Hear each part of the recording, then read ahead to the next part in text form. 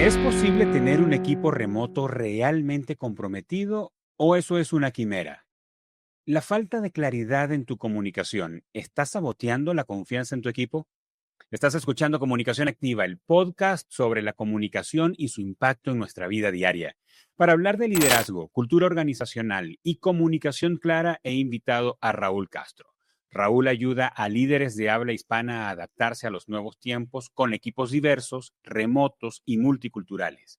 A través de su trabajo como consultor, autor y divulgador, ha transformado la manera en la que muchas empresas lideran, comunican y construyen culturas organizacionales más humanas. Tiene más de 30 años de experiencia internacional, ha trabajado con líderes de más de 20 países, dirige el programa de radio Líderes Globales y su podcast Listening Leaders suma más de 200,000 visualizaciones solo en YouTube.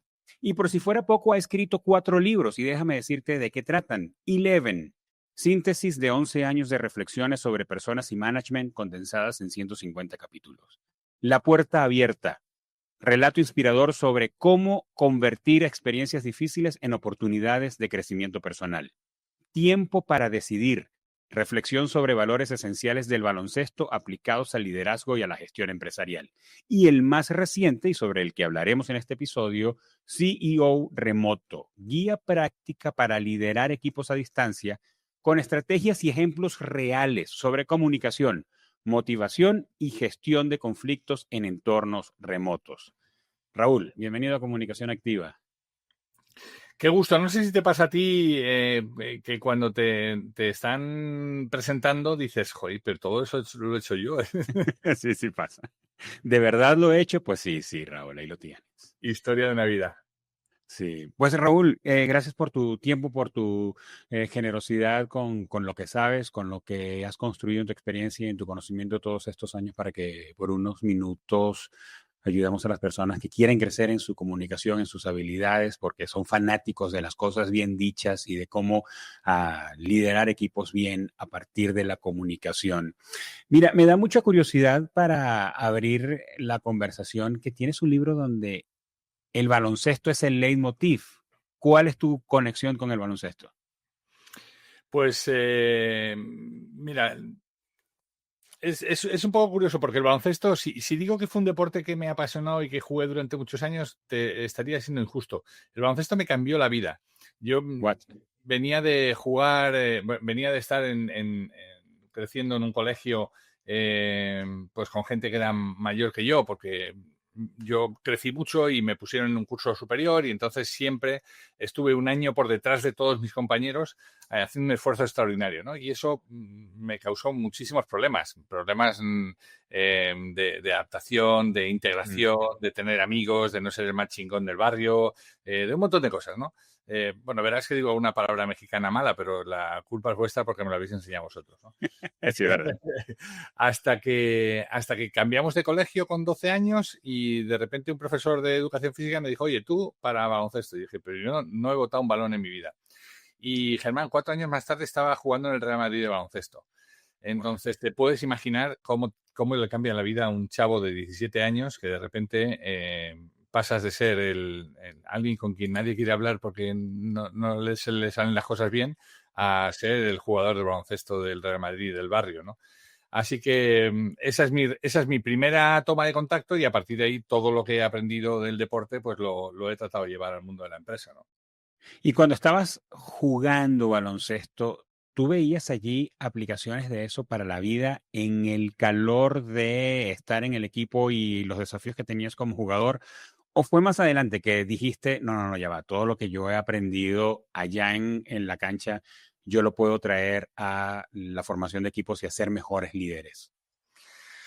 Bueno, yo creo que va dando simultáneamente, ¿no? Se va dando simultáneamente en el sentido que tú vas aprendiendo cosas en el deporte, por ejemplo, la capacidad de sacrificio, de esfuerzo, ¿no? Mientras que mis amigos estaban tomando cervezas en el parque, yo estaba corriendo para seguir mi plan de preparación física. Y entonces tú dices, wow, en ese momento eso te incomoda, pero sabes que tiene un propósito, sabes que hay algo detrás, sabes que esto va a ser para tu beneficio y eventualmente para el beneficio del equipo, ¿no? Entonces dices, bueno, esto me puede pasar en la vida igual. Hay cosas que hacemos que no nos apetecen mucho, pero que tiene un retorno que aún no conocemos en el momento presente, ¿no? Entonces, digamos, se va dando un poco al mismo tiempo. Vas aprendiendo a hacer cosas que una semana antes no tenías ni idea y entonces dices, wow, espérate, si hace una semana yo no era capaz de hacer este movimiento o no era capaz de meterla para abajo y hoy sí que lo puedo hacer, Claro. cualquier cosa se puede intentar, ¿no? Así que, digamos, ha sido un poco, y luego, obviamente, cuando pasa o cuando ves que va pasando la vida, pues hay un montón de aprendizajes que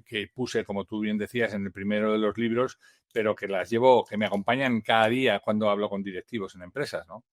Sí, y mientras te escucho, pienso en qué cantidad de aplicaciones hay para la vida cuando se ha practicado una disciplina deportiva. Yo el año pasado le produje una conferencia a un futbolista mm, colombiano, Radamel Falcao, y cuando yo lo escuchaba en su conferencia, platicábamos un poco antes de que subiera al escenario y luego cuando lo escuchaba en la conferencia, Raúl, yo pensaba que qué potente es un atleta que tiene la habilidad para bajar el balón, para usar una figura deportiva, eh, bajar el balón a la practicidad de la vida, como tú lo has hecho, como lo hace Radamel con sus conferencias y tantos otros, porque se requiere tantas habilidades personales de autocontrol, de liderazgo, de dominio propio, de consistencia, de superar momentos difíciles como cuando tienen una lesión, de superar un marcador, de perder un campeonato por el que te has esforzado, de defraudar a una fanaticada.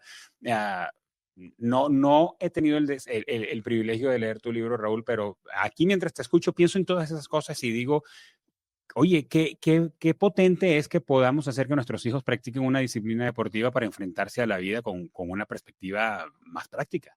Sin duda, fíjate, a la vida real, ¿eh? Estas aplicaciones de las que tú hablabas, las tienes presente cada día de tu vida. El otro día le contaba a un amigo em, que yo he desarrollado la capacidad de reponerme rápido de las derrotas gracias al baloncesto. Por ejemplo, a diferencia del fútbol, ¿no? Tú ahora me hablas de fútbol. Pues el fútbol, el delantero, pues falla un tiro a puerta, ¿no? Que fallan muchos, aunque la puerta es muy grande y hay un señor ahí, pero bueno, fallan muchos, ¿no?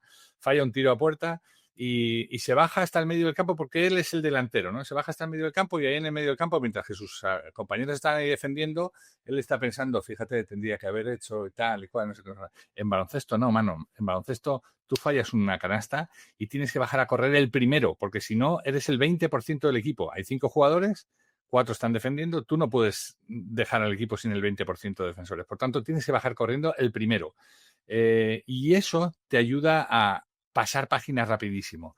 Ya, no puedo cambiar lo que ha pasado. Lo único que puedo es estar enfocado en la tarea que me toca ahora, que es defender como iba a decir como un C, pero no lo digo, voy a decir defendiendo como un perro, para salir corriendo después al ataque y hacerlo mejor la siguiente vez, ¿no? Entonces, inmediatamente tienes que reponerte de los malos momentos, ¿no? Cierto, definitivo. Ahora, hablando de momentos de vida, Raúl, y conociéndote un poco más, hablábamos, bueno, ya puedo inferir que eres del Real Madrid, por lo tanto no vamos a hablar y no voy a traer a la conversación mis preferencias con respecto al fútbol español para no enemistarnos tan temprano, ¿no? Bueno, a ver, Pero la gente no es perfecta, ¿sabes? Seguro que le vas al Barça y ¿qué le vamos a hacer? sí, sí, es verdad, tengo mis defectos.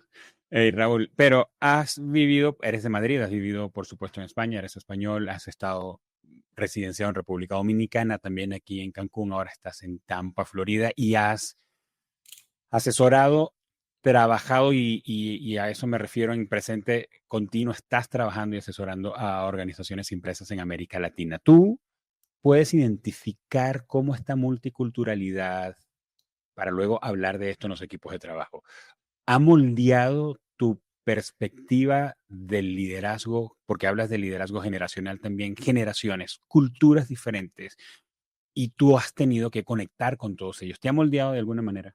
Buah, sin duda. La primera semana que llegué a República Dominicana, a pesar de que había trabajado en varios países, pero no es igual cuando viajas por vacaciones o viajas a trabajar, a dar una conferencia a un sitio, bueno, más o menos la gente te... Ahora, cuando vas allí a vivir, mano, ahí te cambia la cosa. Y lo primero que yo aprendí es que ellos estaban allí antes de que yo llegara y no me necesitaban a mí para nada. Por tanto, tenía que ir con una humildad extraordinaria para valorar lo que ellos tenían, para valorar lo que hacían, para valorar lo que habían conseguido con mucho esfuerzo. Y la gente que fracasó, que llegó conmigo y fracasó, fue gente que estaba todo el día criticando lo que había, todo el día poniendo mala cara, todo el día comparando con su país de origen. Y yo les decía, os equivocáis, mano. Para arreglar el Banco de Suiza no nos han llamado, ¿eh? Eso funciona ya. Estamos aquí para apoyar y ayudar a esta gente a cumplir sus sueños, ¿no? Y digamos, esa fue la primera de las enseñanzas. Esa me permitió luego también brindársela a mis hijos y yo creo que es la mejor, ¿no? Actuar con una humildad extraordinaria, entender la cultura, entender los valores. Cuando pegamos el brinco a México, que es un país que tú conoces obviamente muy bien, claro, fue extraordinario porque de repente ya veníamos con el entrenamiento previo y encontrarte una cultura tan rica, tan variada, tan variopinta, una gastronomía espectacular y no estar diciendo, ay, es que a mí los tamales no me gustan mucho. Mm. Pues es que eso te cambia la vida, ¿no? Ahora, yo creo que después de la pandemia, y me gustaría escuchar tu perspectiva, las cosas han cambiado aceleradamente en lo que tiene que ver con ambientes de trabajo y la multiculturalidad. Por ejemplo, allí en ciudades como Miami, como Nueva York, San Francisco, Chicago, o ciudades como Ciudad de México, o como Cancún. Estuve en Cancún recientemente y me llamaba la atención cómo estás en un restaurante y puedes escuchar 3 y 4 idiomas distintos en esa ciudad de América Latina, una Madrid, un Barcelona. Hay gente de tantas culturas, además coincidiendo en espacios de trabajo y ahora, post pandemia, coincidimos de pronto todos en juntas con equipos que no conocíamos y personas que no conocíamos. Entonces, el lenguaje tuvo que ser modificado y nuestra reacción física, nuestra corporalidad, nuestro lenguaje no verbal nos tocó ajustar y probablemente se levantaron conflictos en cosas que para nosotros eran normales y cómo tal persona se ofendió por algo que yo dije o no me entendió, cómo no me comprende si lo dije con tanta claridad. Raúl, ¿qué has visto allí aparte de la humildad, que lo anoto porque me parece que pudiera estar de primero entre esas cualidades, pero qué has visto que distingue o diferencia a líderes que tienen la habilidad de liderar equipos multigeneracionales y multiculturales? Mira, hay una... bueno, lo primero, por ir directo al grano, es la escucha, la capacidad de escuchar. El gran ausente hoy en las conversaciones en las empresas. Hay un libro que a mí me gusta mucho que se llama The Clutter Manifiesto, que son 95 principios de empresa. El primero de ellos es Markets are Conversations. Si algo está faltando en una empresa es una conversación. Si algo está sobrando es una conversación que no se debía haber tenido o una frase que no se debería haber dicho. Por tanto, hoy la capacidad de escuchar, la capacidad de entender al otro como un legítimo otro, la capacidad de entender y estar a disposición, para mí me parece fundamental. Y añadido a esto, la vocación de ayudar. ¿No? Hay una serie que se llama New Amsterdam, de un hospital en Sí. Netflix, y el director general del hospital tiene una frase favorita que me apasiona, que es how can I help you? ¿No? ¿Cómo te puedo ayudar?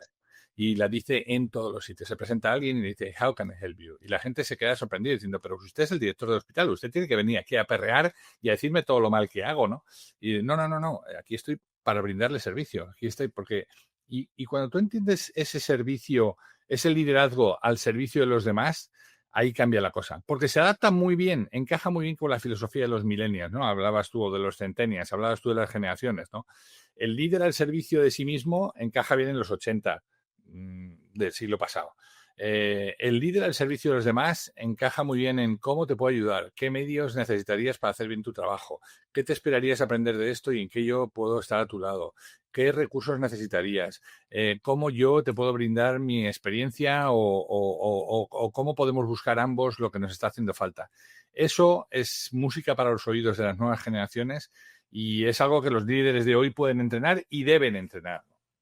Sí, fíjate que hablando de liderazgo, pues no puedo evitar conectarme con que el líder es líder porque tiene un equipo y el líder se debe a su equipo y cómo te puedo ayudar tiene que ver con la manera de cohesionar a tu equipo y poner al líder al servicio del equipo. Y tú tienes como tagline en tu consultora de personas que el valor está en el equipo.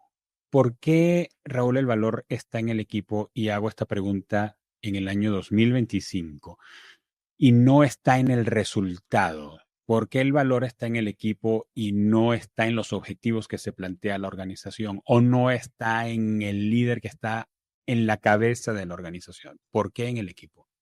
Bueno, yo me tengo que ir a África. Hay un proverbio africano que me encanta que dice, si quieres ir rápido, ve solo. Si quieres ir lejos, tienes que ir en equipo.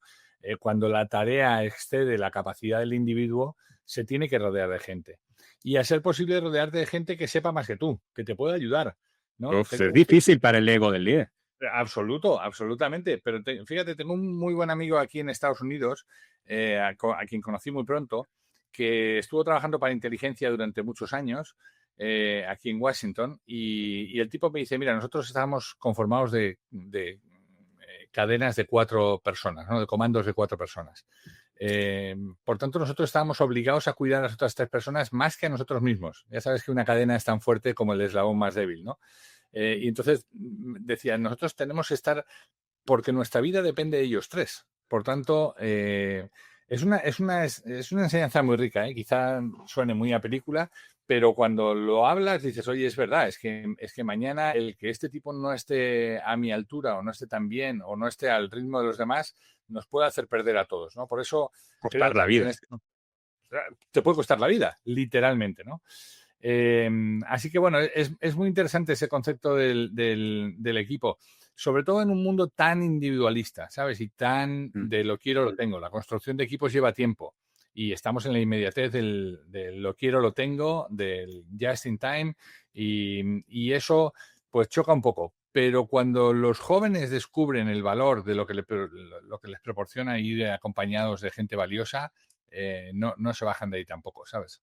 Sí, y es que cuando leí tu tagline, el valor está en el equipo, me detuve un rato justamente por esto que dices de, pues cada vez estamos más centrados en nosotros, en el individuo, en la persona. Y yo creo que cada vez más las organizaciones tienen más conciencia del trabajo en equipo, pero cada vez el mercado es más voraz y le importa menos quién está en el equipo si estamos alcanzando los resultados. Cada vez hay sectores donde la cantidad de personas hábiles para jugar un rol es mayor que la cantidad de puestos disponibles. Entonces, pues se vuelve una carnicería alcanzar ese lugar.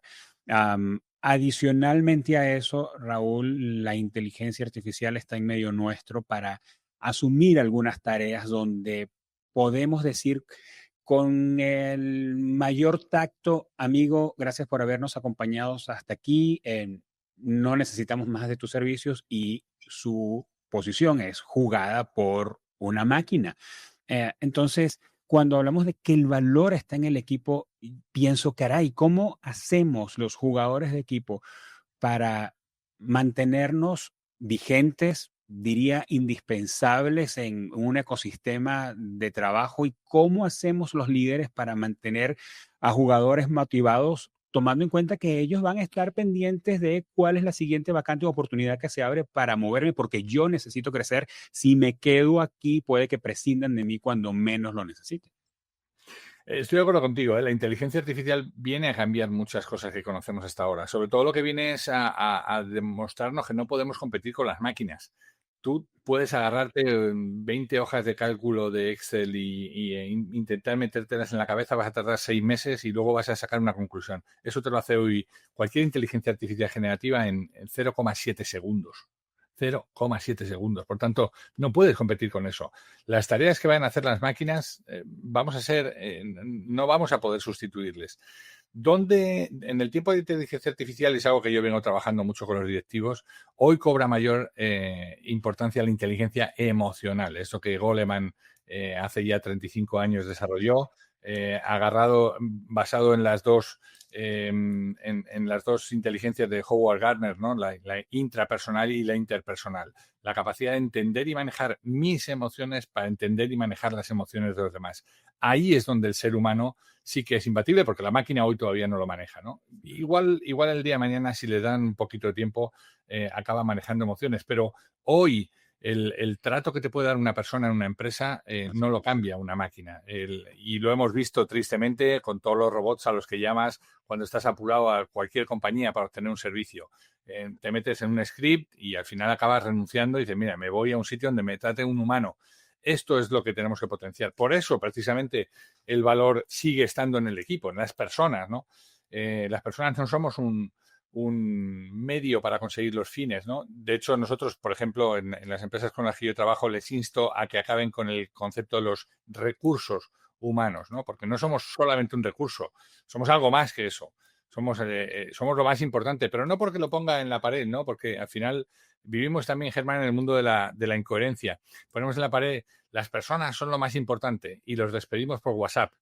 Les decimos, no es por ti, no es por ti, es por mí, ¿no? Y claro, dices, o los regateamos 20 días de su liquidación cuando se marchan, ¿no?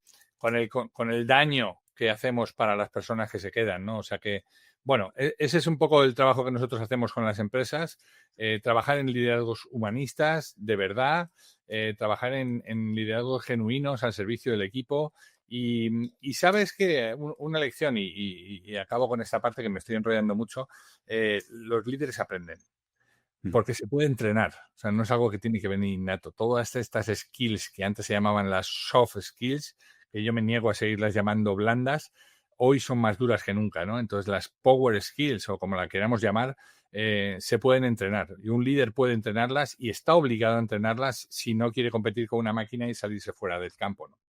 Sí, y complemento lo que dices, Raúl, con la convicción de que podemos tener equipos productivos, podemos alcanzar los objetivos que tenemos como organización, podemos mantenernos competitivos con respecto a los resultados o al output de la organización, poniendo a la gente primero, pero no es la ruta corta, o sea, no es la ruta fácil y habría que estar dispuesto a recorrer ese camino.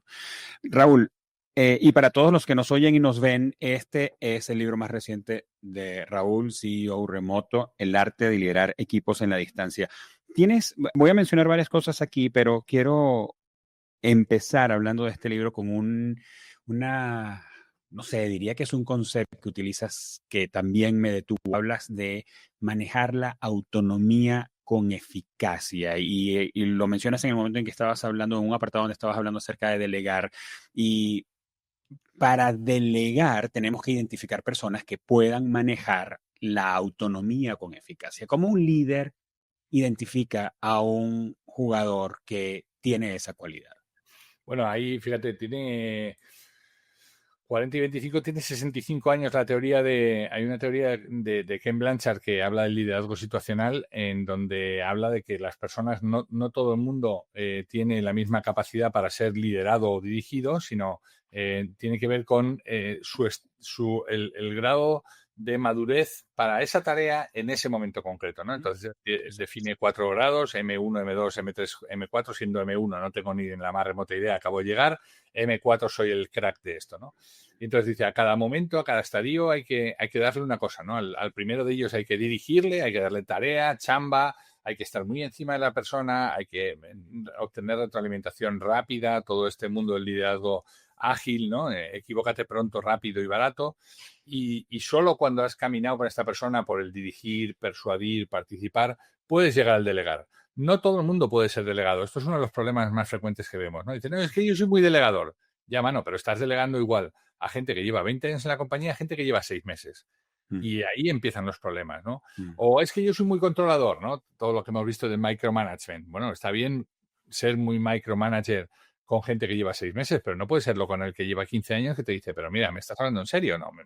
Y eso lo he vivido yo en primera persona, ¿no? Yo tenía un jefe que me llamaba y me decía, tráete el cuaderno. Y yo tenía 30 años, ¿no? Tráete el cuaderno.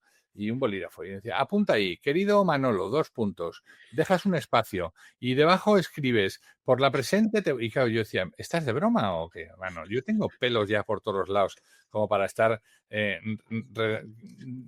me esté redactando una carta. Dame el propósito, dame el para qué y yo pondré mi qué y mi cómo. Ahí es donde está mi valor, ¿no? Hey, aprovecho este momento para contarte algo importante. Si tú trabajas en una empresa, lideras un equipo o estás construyendo una marca, necesito que sepas esto. La comunicación no es un lujo, No es algo que se hace cuando sobra tiempo o presupuesto. La comunicación es lo que define si una buena idea prospera o se queda en el intento. Si un equipo se siente parte de algo o si se siente perdido. Si tu marca conecta o solo está haciendo ruido y llenando espacio.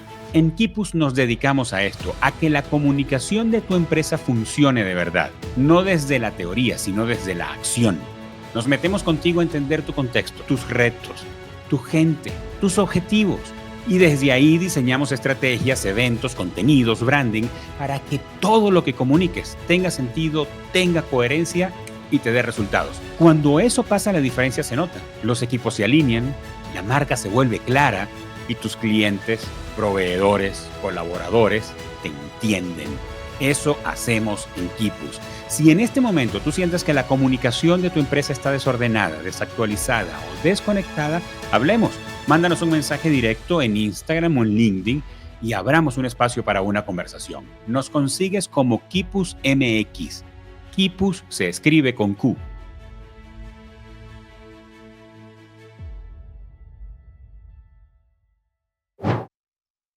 Esto Si no estás pagando demasiado caro por una persona que tome nota nada más.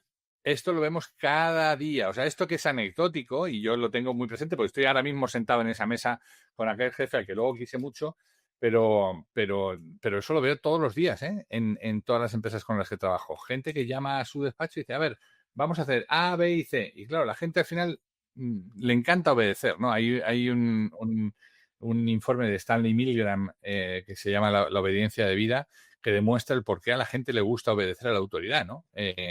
Y es que nos encanta. ¿Por qué? Porque no nos equivocamos. Y si algo va mal, usted lo dijo, ¿no? Claro. Pero esos roles también se quedan estancados, ¿verdad, Raúl? Bueno, pero son para. Hay mucha gente que hoy sigue teniendo éxito con esa forma de hacer, ¿eh, Germán? Mucha gente, ¿eh? Yo lo sigo viendo. Esto ya escribió, me estoy poniendo muy pedante, pero de esto ya escribió Maquiavelo en el Príncipe, ¿no? Cuando decía ¿qué es mejor, que te teman o que te amen? Y le preguntaba el príncipe a Maquiavelo, ¿qué es mejor, que te teman o que te amen? Y Maquiavelo no sabe muy bien qué contestarle y dice, mire, ahí la gente suele traicionar antes a quien ama que a quien teme. Por tanto, el pueblo le tiene que temer. No lo suficiente o no en demasía para que quieran matarlo. Por tanto, luego eso lo hemos llevado al presente con la palabra respeto, ¿no? Pero el temor hoy sigue presente, ¿eh? Y con el temor se siguen haciendo muchas cosas en el corto plazo, ¿eh? Demasiadas cosas, ¿no? Sí, para no entrar en detalles. Sí. Sí. Definitivo. Ahora, ¿cómo ves el tema del lenguaje de parte del liderazgo? Y sigo mencionando cosas que tienes allí en el libro. Hablas acerca del lenguaje humano. ¿Cómo ves el rol del lenguaje por parte del líder para que las indicaciones queden claras? Porque, por ejemplo, cuando hago una transición aquí de delegar a comunicar, cuando podemos tener la mejor intención para delegar y podemos tener a un jugador que tiene la capacidad para asumir la tarea que se le entrega, pero no somos buenos comunicando. Y podemos tener, diríamos en tecnología, pérdida de paquetes allí porque el mensaje llega fragmentado, no llega con claridad, luego pedimos que nos den los resultados que exigimos. Y hablas también, hablando del lenguaje, hablas de un lenguaje humano, cómo se humaniza el lenguaje dentro de una organización, porque diríamos, eh, presumiríamos que el lenguaje dentro de una organización es inminentemente humano, no hay manera de que no lo sea, aunque sabemos que sí sucede, que no es así. Pues fíjate, yo creo que ahí el trabajo está de nuevo me voy al Market Share Conversations, en la parte de las conversaciones, pero no tanto en lo que yo digo, sino en lo que entiendo, en la capacidad de escucha, que se ha perdido también, ¿eh? Vamos tan rápidos y encima nos han dado estos aparatitos que hacen que estemos más dedicados al aparatito que a otra cosa, pero la capacidad de escuchar a la gente, porque si yo escucho a la gente, entiendo genuinamente que cada uno es distinto. Y entonces, si cada uno es distinto, ¿por qué les sigo hablando a todos de la misma manera, no? Yo siempre les pongo el ejemplo a los directivos cuando les digo, a ver, ¿tú tienes 3 hijos? Sí. ¿Qué años? 12, 15 y 17. Bueno, teniendo en cuenta que primero fueran tuyos, eso solamente se lo digo a los varones porque las mujeres sí que saben que son suyos, ¿no? Pero ¿Les hablas a los tres de la misma manera cuando quieres decirles algo y que lo hagan? Y te dicen, y todo el mundo te dice no. Y entonces, ¿por qué sigues haciendo el briefing de la mañana a todo el mundo por igual? ¿No? ¿Por qué le sigues diciendo? Porque el drama empieza cuando, yo siempre les digo, el briefing, ¿sabéis cuándo empieza? Cuando se acaba el oficial. Cuando se acaba el oficial, la gente se va a la cafetería y se toma el café y dice, ¿qué ha dicho el anormal este? Cada vez me entero menos, no sé lo que ha dicho. Pero entonces, ¿hay que hacerlo o no? ¿Le llamo a este o no le llamo? Entonces, ¿tú qué piensas, no? Ahí empiezan los problemas, ¿no? En la comunicación. Por eso yo creo que una de las habilidades es comunicar distinto a los diferentes, ¿no? Y esa es otra de las habilidades que tiene que tener un líder. Conocer bien a su equipo y entender qué le motiva. Y hay dos maneras de llegar a eso, Germán. Hay uno que es ensayo-error, que es lo que hacíamos hace 40 años, y hoy nosotros manejamos un montón de herramientas que te permiten entender el perfil conductual de la persona, cómo espera ser hablado, cómo hay que motivarle.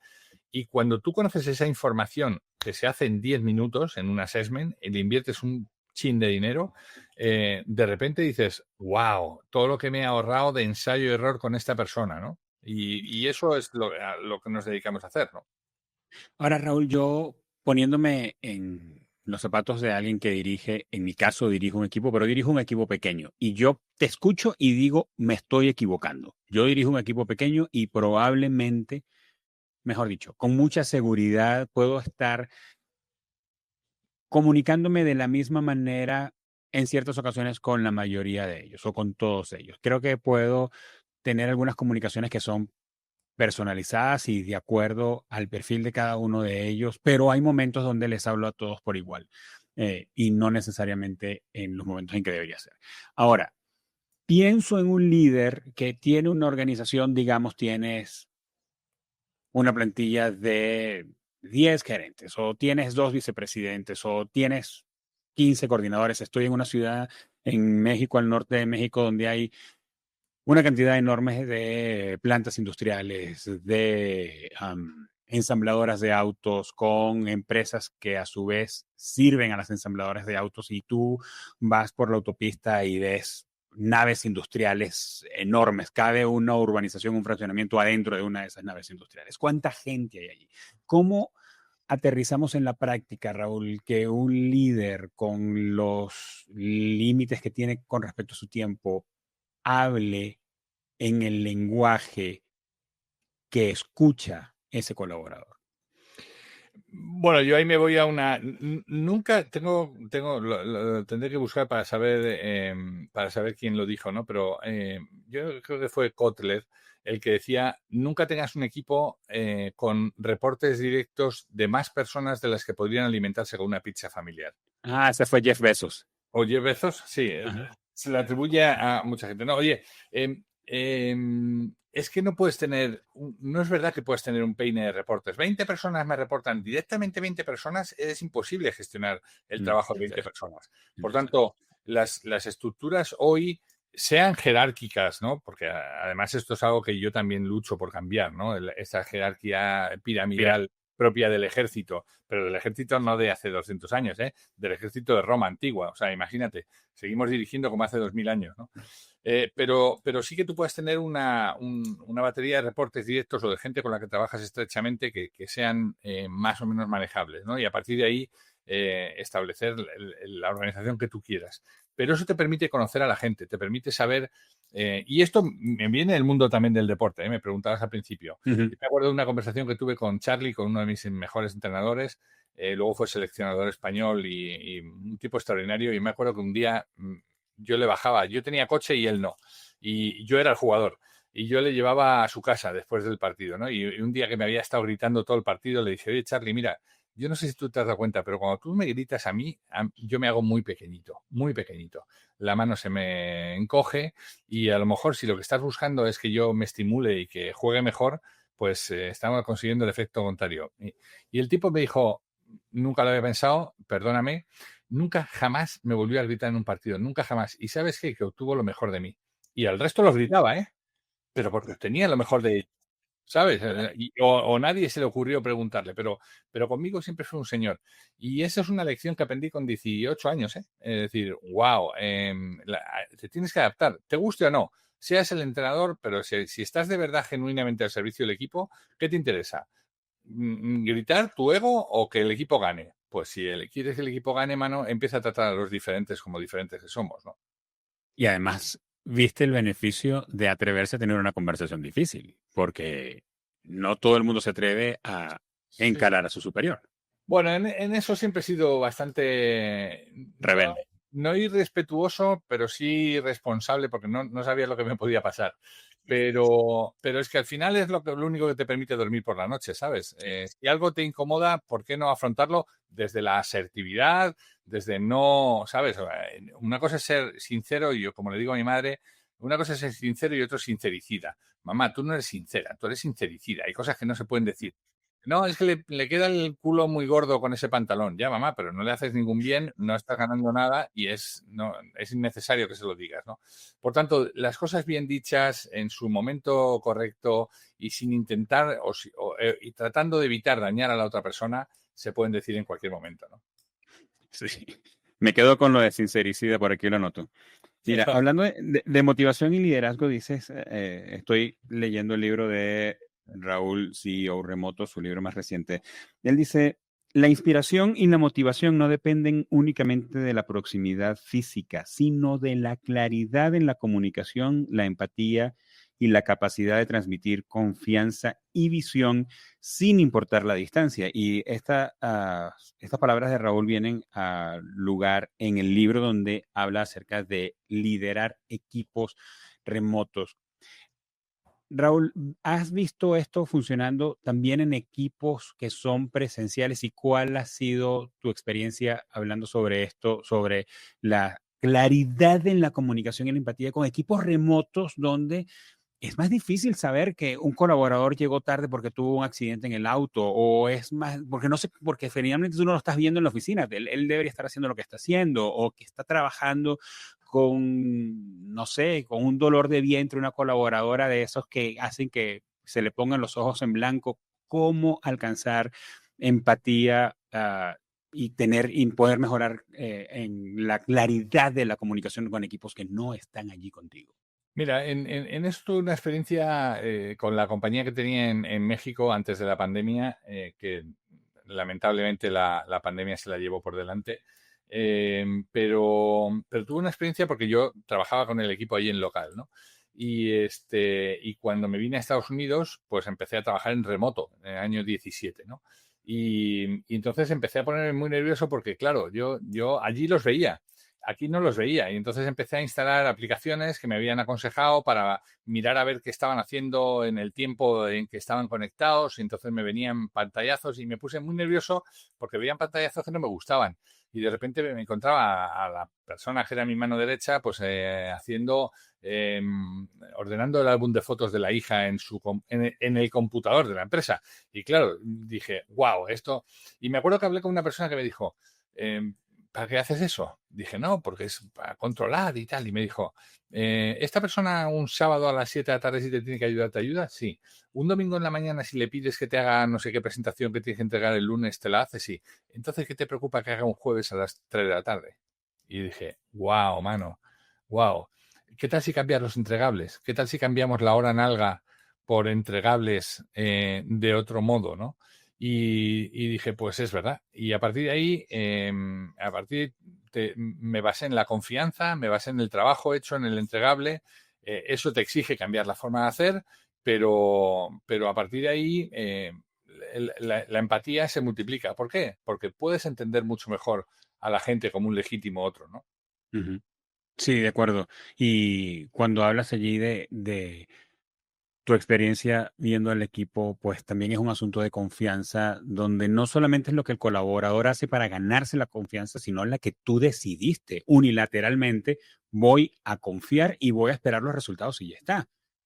Es que si no es así, estamos muertos. Mira, yo me acuerdo en el banco donde trabajé, yo trabajé 20 años en España, en el banco más innovador, hoy sigue siendo el banco puntero en España y yo tengo una magnífica relación con ellos, sigo teniendo acciones de ese banco, sigo considerándolo mi casa, ¿no? Eh, y me acuerdo que estaba basado todo en la confianza, ¿no? Y ahora me gusta mucho leer a un tipo como Steve Covey Jr., el hijo del famoso Steve Covey, el de los 7 hábitos de la gente altamente efectiva. Steve Covey Jr. tiene su gracia porque tiene 70 años ya casi, pero se sigue llamando Junior, obviamente, ¿no? Y ha escrito un libro que se llama Trust and Inspire, ¿no? Confiar e inspirar.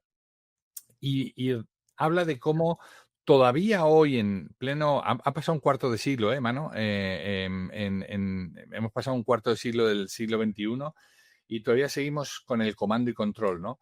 Entonces él apuesta por cambiar el command and control por el trust and inspire, ¿no? Y es muy inspirador, ¿no? Porque creo que ese es el clic que todavía le falta a muchas compañías, ¿no? Confiar genuinamente en las personas, ¿no?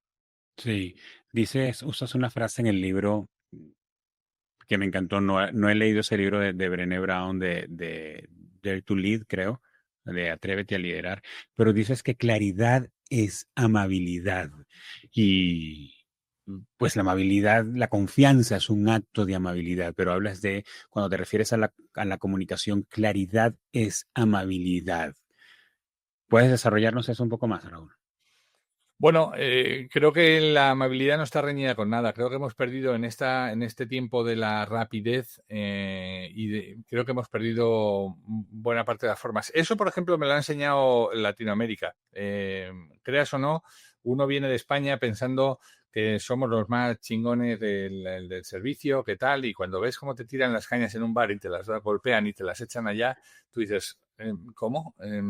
Y cuando tú llegas a algún sitio y lo primero que te dicen es, ¿cómo has estado? ¿Qué tal vas?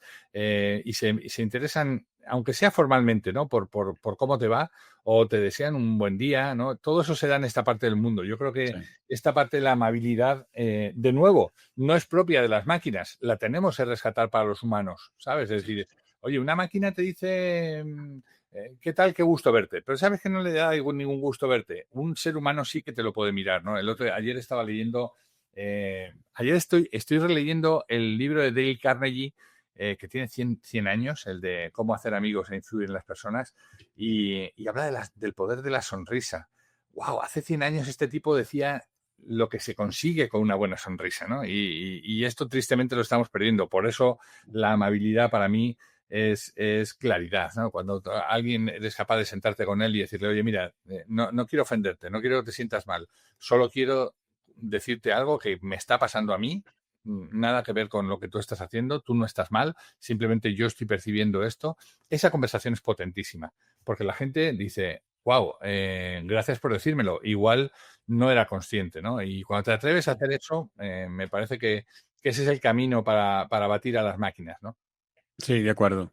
Y dígame, ¿has estado en República Dominicana? Creo que Dominicana ha sido uno de los países donde más me ha sorprendido la calidez en la atención. O sea, yo cada vez que he estado en Dominicana he pensado lo mismo. Digo, estoy a 2 buenos días de sentirme acosado. Es una cosa abrumadora y lo ves con tanta naturalidad. No sientes que se están esforzando para hacerlo así, ni porque forma parte de las políticas del hotel o del lugar.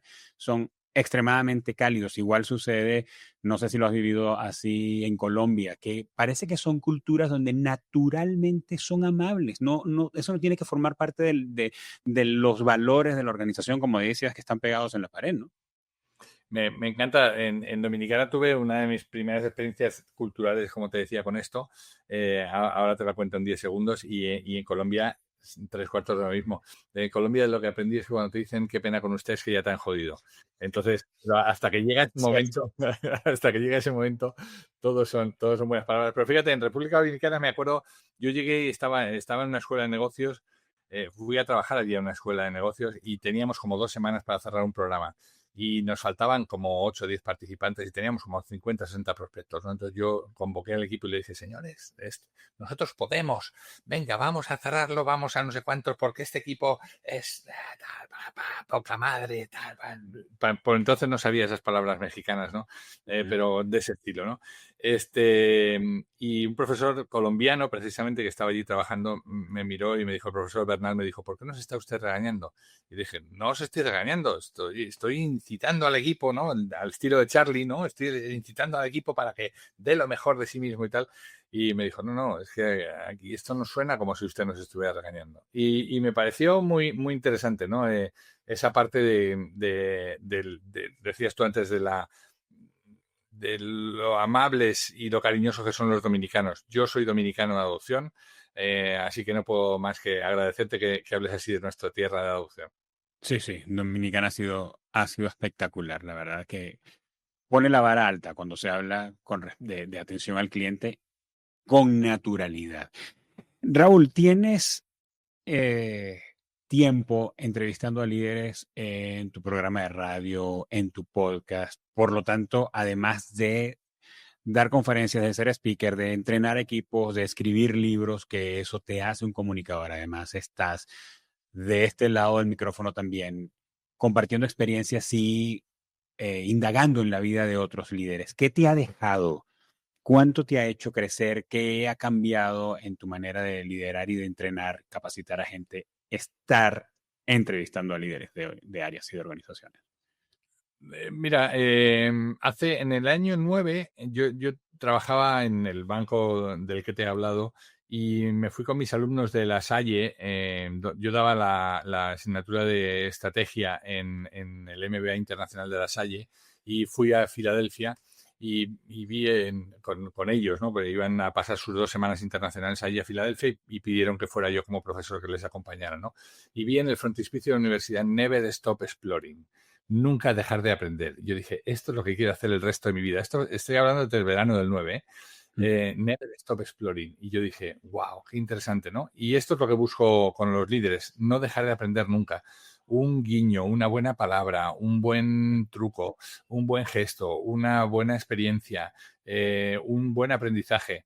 Dicen que nadie escarmienta en cabeza ajena, pero a mí me encanta aprender en cabeza ajena, ¿sabes? Me encanta aprender lo que ha vivido la gente, lo que te cuenta, un pequeño giro. Pues ya, yo lo entiendo de este modo.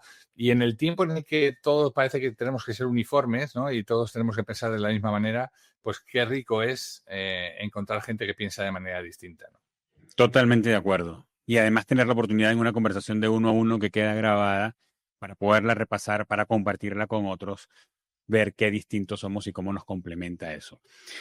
Raúl, ¿cómo puede ponerse en contacto contigo alguien que nos esté escuchando que quiera crecer en sus habilidades como líder de una organización que tiene colaboradores remotos o que juega baloncesto y quiere a tomar esa bola para capturar mejor las enseñanzas de la vida, o invitarte a que formes parte de los consultores que van a elevar el nivel de su organización? ¿Cómo se pueden poner en contacto contigo? Pues mira, gracias a la ocurrencia de mi padre que me quiso poner este maravilloso nombre que llevo, Raúl. Si tú tecleas Definitivamente. Si tú tecleas Raúl Castro en Google, aparece un señor con una gorra verde y una estrella roja y te lo van a encontrar en las primeras páginas. Por tanto, hay que poner Raúl Castro y algo más. Hay que poner Raúl Castro liderazgo, Raúl Castro baloncesto o Raúl Castro de personas, que es el nombre de mi compañía, de personas. Ahí viene todo lo que hacemos. Y luego raulcastro.es, porque no pude comprar el raulcastro.com, raulcastro.es. También está la parte como conferenciante y speaker. Y ahí están los enlaces para los podcasts, para los libros, para todo, ¿no? Así que yo creo que esa es la manera más fácil. raulcastro.es está el acceso a la empresa y el acceso a todo lo que hacemos, ¿no? Buenísimo. Y en la descripción de este episodio, tanto en YouTube como en las plataformas de podcast, van a conseguir todos esos links que Raúl nos está mencionando, para que además no tengas que ir a escribirlo, sino que solamente haces clic en el link. Raúl, ¿qué estás viendo, leyendo o escuchando que nos quieras recomendar? De cualquier tema. Aquí escuchamos, no juzgamos. Pues mira, recomiendo este Trust and Inspire, que lo he devorado hace muy poquito y además devorado en 2 días, literalmente. Recomiendo, me gustan mucho las series por ejemplo, hay una serie muy costumbrista de empresa que se llama Succession en Netflix, ¿no? Que habla del mundo de la empresa y de las cosas, de los intríngulis, ¿no? De las conversaciones. Y aunque es ficción, uno se puede poner en ese papel y hacer como hacemos en las escuelas de negocio, ¿no? ¿Qué haría yo si estuviera en esa situación? Y eso lo puedes hacer en cada uno de los capítulos. Si yo estuviera sentado en esa mesa, ¿habría actuado como el protagonista o no? ¿Habría hecho una cosa diferente? ¿Qué consecuencias creo que habría tenido? Entonces, me gusta mucho, al tiempo que veo cualquier cosa de estas, llevarla a un mini caso y ver cómo yo actuaría en esa situación, ¿no? Pues gracias por esas dos recomendaciones. Succession, tuve oportunidad de verla, es una serie que es de HBO, si recuerdo bien. Sí. Y, ¿cómo se llama el libro, Raúl, de nuevo? Y el libro se llama Trust and Inspire, Confiar e Inspirar en español. Confiar e inspirar, además de otro montón de libros del que nos hablaste allí mientras platicábamos en el episodio de los que tomamos nota. Raúl, eres un comunicador excepcional. Yo creo que eres de los que engrandece la comunicación y mil gracias por haber platicado sobre liderazgo y comunicación con nosotros en Comunicación Activa. Al contrario, Germán, gracias a ti por la oportunidad. Felicidades por todo el camino que ya lleváis hecho. Y nada, nos seguimos encontrando en las ondas. Así es, sí. Espero que nos veamos presencialmente pronto. Tú aquí en México o yo que paso por allá. Ojalá. Gracias, Raúl. Pues amigos, entren a la descripción de este episodio para que se consigan con los links que los van a conectar con Raúl Castro, además de las cosas de la serie, de los libros que nos recomienda. Y además, su sitio web van a conseguir el link para que vayan a sus redes sociales y allí puedan hacerle las preguntas que se les ocurrieron mientras escuchaban esta conversación. Porque si te pasa como a mí, cuando estamos escuchando una entrevista, se nos ocurren preguntas y diríamos, caramba, si yo pudiera hacerle una pregunta a Raúl, le hubiera preguntado tal cosa. Pues anda y dile, también en Spotify puedes ir a los comentarios y dile, Raúl, mira, me quedé con esta inquietud y puedas ponerte tú en contacto directo con él. Si solo escuchaste este episodio, te recuerdo que está disponible en YouTube, así como todos los episodios de Comunicación Activa. Y si nos estás escuchando o viendo en YouTube, te recuerdo que estamos en las plataformas de podcast y podemos acompañarte donde quiera que tú vayas. Mientras corres, mientras estás en la cocina, mientras vas en el auto, te podemos acompañar con contenido que te va a ayudar a crecer y a ser un mejor comunicador, porque no importa si no estás en un escenario, no importa si no has escrito un libro, no importa si no estás al frente de una gran organización, tú estás comunicando y la gente a tu alrededor está tomando lo que tú dices a partir de tu comunicación. Este podcast es una producción original de Kipus. Es posible gracias a Deya Huitrón en la producción, Wendy Saucedo en el concepto gráfico, Eva Daniel Abreu en la coordinación de redes sociales y Alex Bernal en la edición y en la postproducción del audio y del video. Nos escuchamos y nos vemos en un próximo episodio. Bye, bye.